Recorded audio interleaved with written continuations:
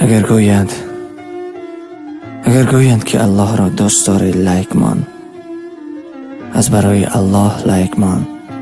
اما من میگویم که الله را دوست داری، نمازت را خوان. شب هجران بیا با هم بگریم، به بیرحمی اهل عالم بگریم.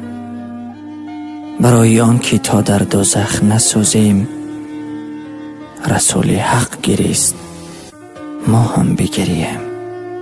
اگر شاد بودی آهسته بخند تا غم بیدار نشود، و اگر غمگین بودی آرام آرام گریه کن تا شادی ناامید نشود.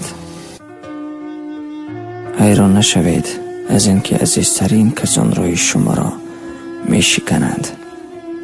شمع را رشته درونش می سوزاند. من انسانی بهترین در دنیا نیستم، لیکن باوری دارم که روزی می رسد نامم را می شنوی و تبسم کرده می گویی او از دیگران بهتر بود.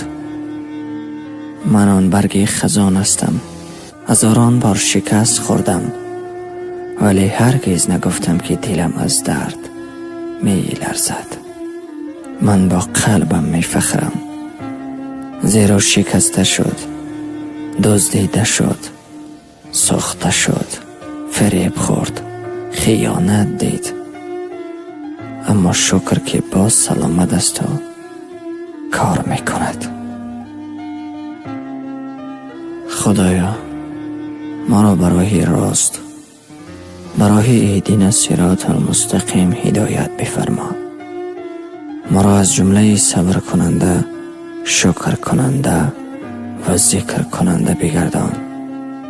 هر یکی ما را برای خیر توفیق بده.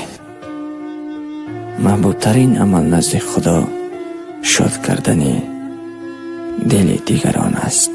هرچی می کنید بکنید، مردم آزاری مکنید، دل کسی را مرنجانید.